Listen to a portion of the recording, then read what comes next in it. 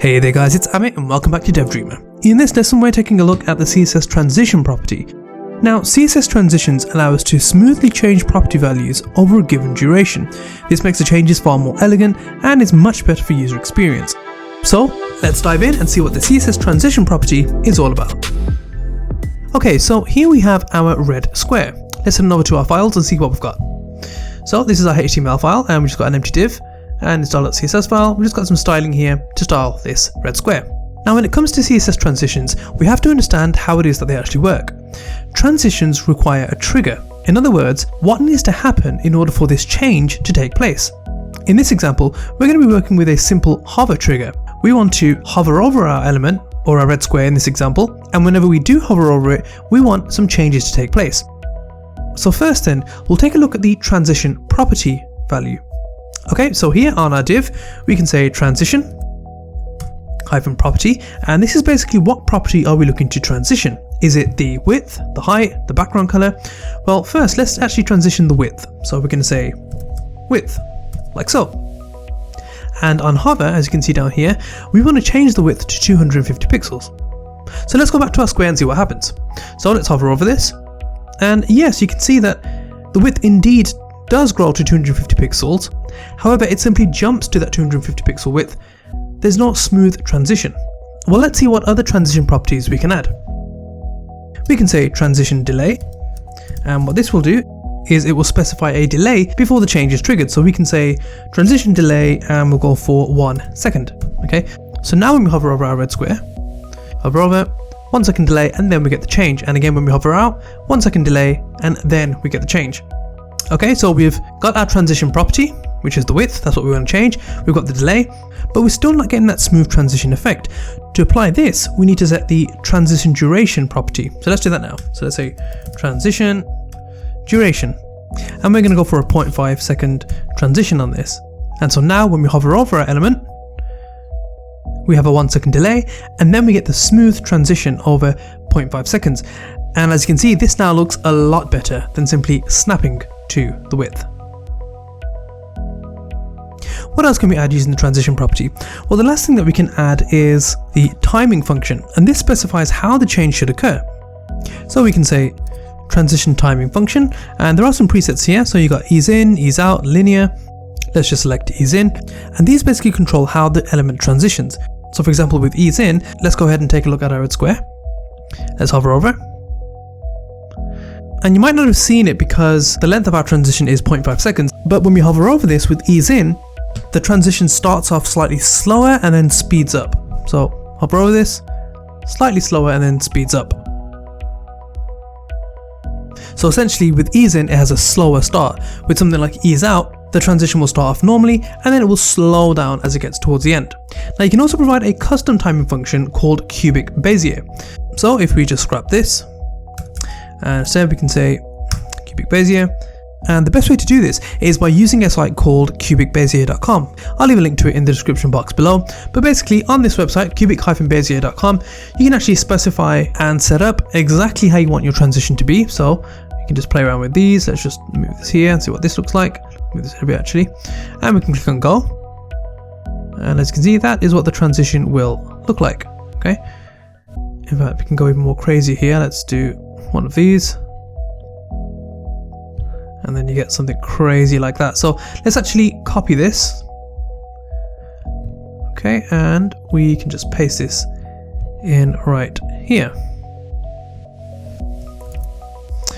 And let's save that. And now let's go to our red square and let's see what kind of effect this has added. So let's hover over our square.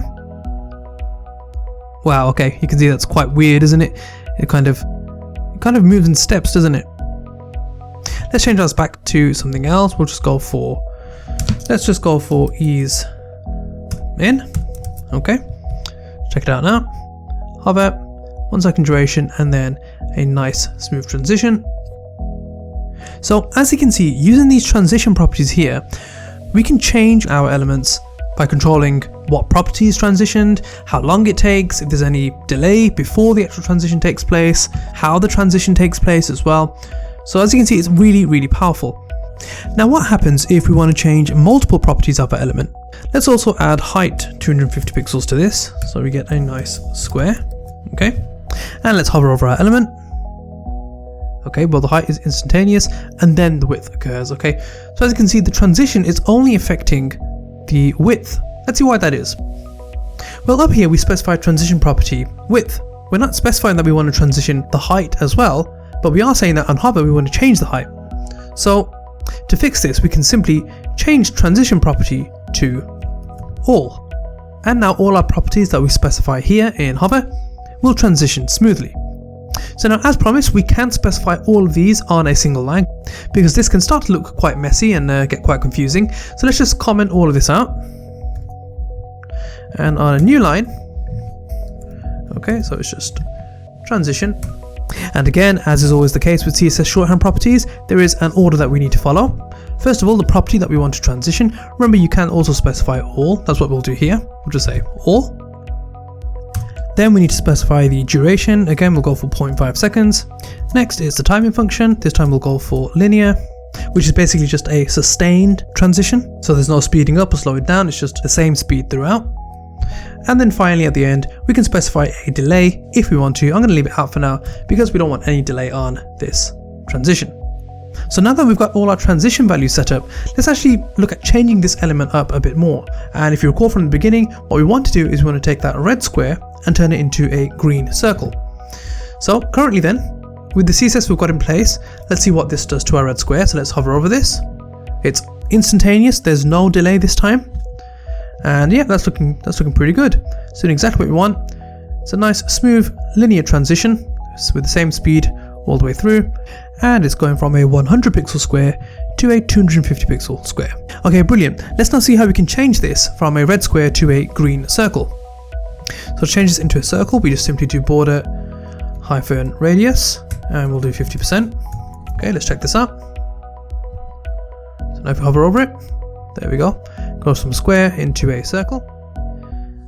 And let's now change the color. So the color of this is going to be lime green.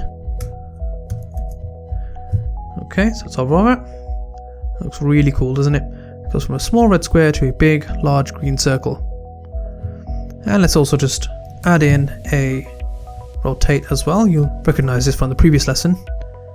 We'll do transform rotate and we'll do 180 degrees, just so there's a nice little spin before it changes. So now let's hover over it. And that's how it looks. As you can see now, we get a really cool, smooth transition of all of our properties.